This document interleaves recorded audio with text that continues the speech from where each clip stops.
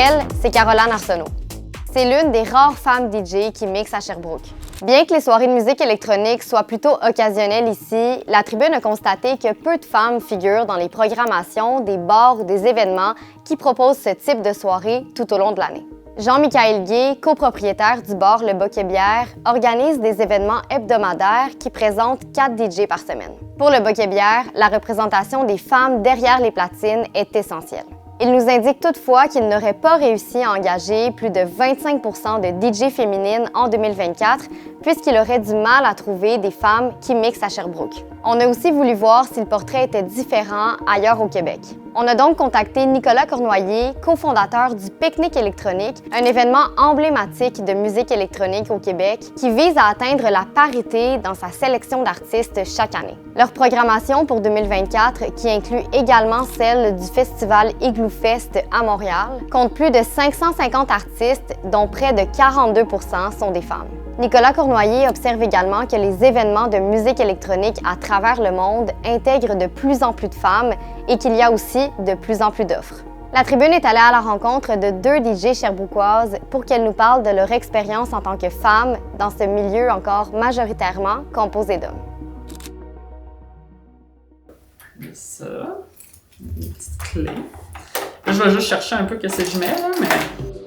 Tu vas aimer du nom? Ouais, c'est parti.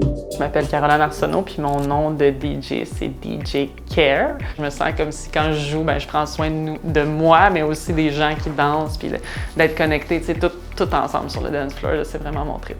J'ai commencé dans le monde de la musique électronique par faire une émission radio, mais c'est vraiment plus en 2016 là, que je me suis mis à mixer plus sérieusement. À la base, je mixais vraiment plus dans tout ce qui est party, nightlife, puis je le fais encore. Je mixe dans les clubs, des sets plus dansants, mais j'adore aussi les sets de jour, plus dans le tempo, dans les festivals, en nature.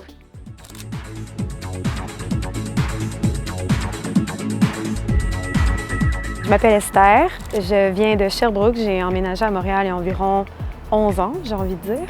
Puis je suis DJ depuis 2020. J'avais des amis DJ femmes qui m'ont montré comment DJ, comment utiliser un mixeur. C'est difficile à pinpoint, à vraiment dire un genre spécifique de musique que je fais. Ça va toujours dépendre de comment je me sens, de la crowd, à quelle heure je joue, c'est quoi l'endroit où je joue. Il va y avoir des fois des festivals, des fois c'est dans des clubs, des fois c'est dans des after-parties. Au cours des dernières années, j'ai remarqué qu'il y a quand même de plus en plus de femmes qui mixent la musique électronique, qui deviennent DJ, qui choisissent de faire ça. Je crois que présentement, il y a beaucoup d'efforts qui sont faits dans la communauté pour intégrer le maximum de femmes sur les line-up de DJ. Mais définitivement, on se retrouve souvent dans des milieux d'hommes ou être la seule fille qui mixe dans la soirée ou comme « Hey, tu veux-tu que je ramasse ton gear? Ça a l'air lourd. » Là, les petits commentaires plates qu'on pourrait se passer sont encore très, très présents. C'est déjà arrivé, par exemple, que je suis allée sur un DJ set, puis par réflexe, il y a des hommes dans la place qui viennent me voir et viennent me montrer comment ça fonctionne, comme si je ne le savais pas. C'est sûr qu'il y a encore du travail à faire. C'est pas toutes les scènes qui font vraiment des efforts pour mettre la femme de l'avant. Je crois que c'est juste important de le reconnaître, puis de, quand on fait son line-up, de se dire comme « Attends, y a-t-il assez de femmes sur mon line-up? Y a-t-il trop d'hommes? Il faut que ça soit égal, c'est important. » Les gens sont toujours vraiment heureux de voir que je suis une femme derrière les platines, qui met de la musique qu'ils aiment. Ça m'apporte clairement des gigs des fois parce que justement, les gens essaient de balancer le type de sexe. Je pense que les gens recherchent les DJ femmes, fait que ça nous donne comme un petit avantage, une petite rareté, mais après ça, on reste une minorité, on reste plus rare. Des fois, ça peut être intimidant, mais on arrive à faire notre place, puis pour vrai, dans le monde de la musique électronique puis des artistes, il y a quand même une facilité à se parler, à se communiquer, puis à se partager des connaissances. Ce que je dirais aussi aux femmes qui ont envie de devenir DJ, c'est allez-y, faites confiance à votre intuition, puis de ne pas avoir peur de rentrer dans un milieu d'hommes. Au contraire, vous allez être soutenus, accueillis, puis ça va bien aller, là. Faites-vous confiance.